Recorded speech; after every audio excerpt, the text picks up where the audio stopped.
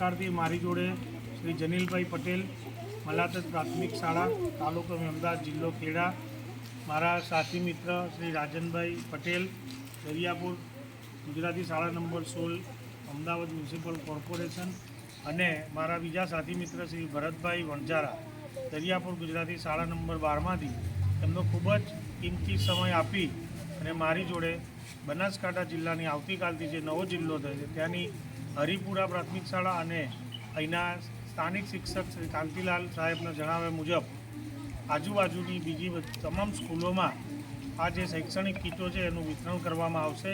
આજરોજ શાળામાં રજાઓ છે છતાં પણ અહીંયા બાળકોને બોલાવી અને બાળકોને અમે કીટ અર્પણ કરેલી છે। તો ફરી આપ સૌનો હું આભાર માનું છું। અસ્તુ, જય હિન્દ, જય ભારત।